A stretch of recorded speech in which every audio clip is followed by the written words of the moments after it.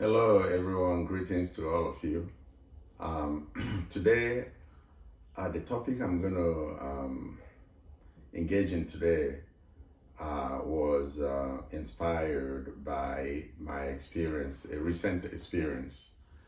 I last Sunday, I attended the burial of a co-worker. The burial of a co-worker's mom.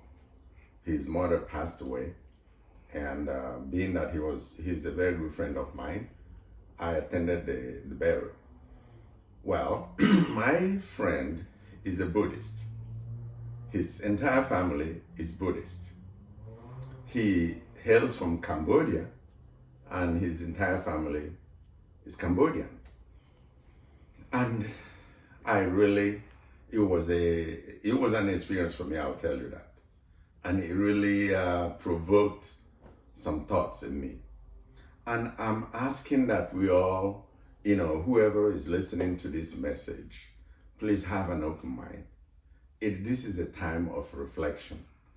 We hardly, we go through life so fast, get caught up in a lot of things. And a lot of times our actions and the way we live our lives day to day is shaped by our upbringing, the way we were brought up, our environment, right? And when I was in the chapel, where this burial ceremony was taking place, a lot of things, a lot of thoughts, just provoking thoughts came to my mind.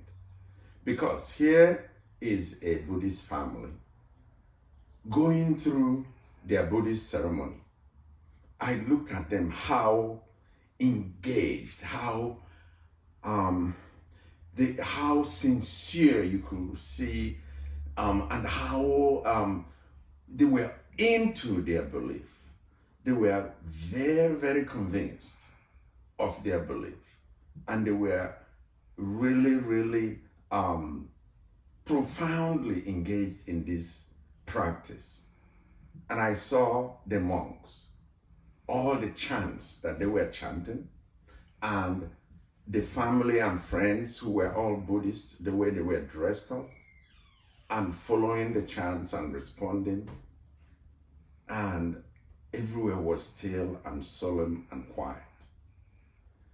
And after watching this family, how devoted they were to their belief, how convinced they were of their belief, how engaging and engaged they were throughout this ceremony, something happened to me.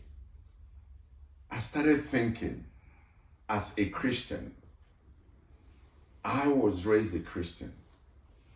And before I go into what I'm about to talk about today, I want to stress, one of those thoughts that came to me was the fact that here was I was sitting as a Christian, listening to a group of Buddhists going through their ceremony as Buddhists, very convinced with their idea and ideology. And I, as a Christian, was sitting there watching them. And then this thought came to my mind. I was brought up as a Christian to believe that Jesus Christ is the only way. And that God that made everyone, sent Jesus Christ to give us a message that Jesus is the only way. And whoever doesn't believe in Jesus will not go to heaven, which means they are bound for hellfire. And then I said to myself, what is happening here? Here is a group of people from Cambodia, given that they were born in Cambodia, the chances of them becoming a Christian like me, are remote.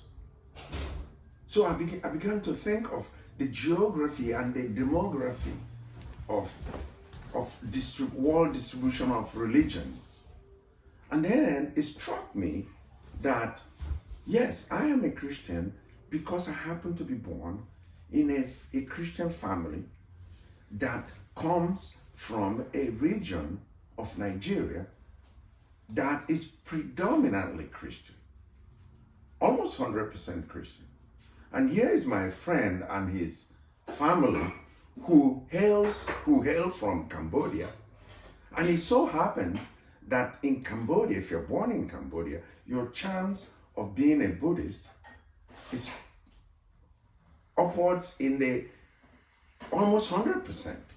So what am I trying to say here is that we don't necessarily choose where we're born, right?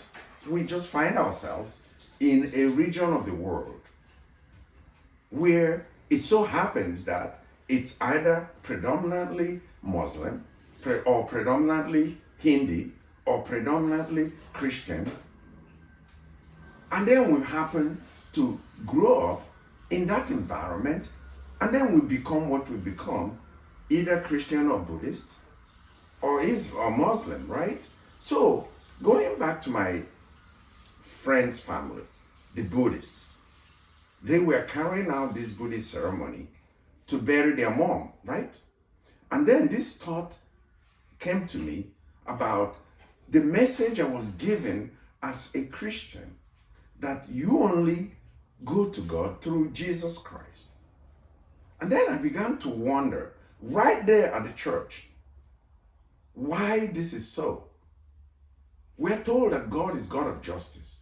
We're told that God is God of wisdom. We're told that God is God that knows everything, past, present, future. And here is a God that sends Jesus Christ, according to the Christians, to tell the world that unless you go through Jesus, you're not saved. You won't go to God. Then you're bound for hell. Then I'm like, what is going on? Is this a God of justice? If this was, then why is it that Christianity had to appear later on in life, later on in the history of earth? Because the history of earth shows us that religions, Buddhism, Hinduism, were all established eons, years, thousands of years before Christianity appeared. And before Christianity appeared, these regions had already been ingrained. They had already known as part of their tradition, as part of their practice, either Buddhism or Hinduism. And here comes Jesus, according to the Christians, 4,000 years later, and say, okay, all of you who had been used to Islam or Hinduism, you now have to convert. And here is a God that is planning that. A God that knows the future, past, and present, and could have sent Jesus from the beginning of time so that we all are exposed to that truth, right? This is a God that plans everything and then sends Jesus at the end. So I began to wonder, is my friend's family, all of them, who happen to be Buddhist, are they bound for hellfire? Because they didn't choose to be Buddhist. Like I said, if I am to be saved because I'm Christian, I didn't choose to be Christian. I happen to be born in a region that is predominantly Christian, and hence I became Christian. Nobody would doubt this fact. Demographically, if you're from Saudi Arabia, you tell me the percentage, the chances of you becoming a Christian or a Buddhist, right? If you hail from Thailand, we all know that in Thailand, it's almost 100% Buddhism. Nobody that is born in Thailand has a high chance of becoming a Christian. And if you're born in certain parts of India, there's no chance of you becoming not anything else, but either a Hindu or any other type of religion that abounds there, that is dominant there. So now, where is the justice for people from all these regions to be condemned for no choice of their own because they were born in a region? So I am saying here that that cannot be true. That cannot be coming from a just God, from a God that is wise, from a God that knows the future, past, and present, from a God that's said to be loving. I think that there's something that is going on here. Maybe the messenger is giving us the wrong message.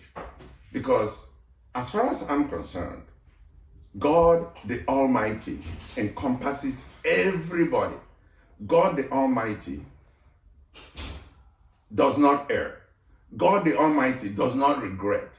God the Almighty does not make mistakes. And that is the God I believe in.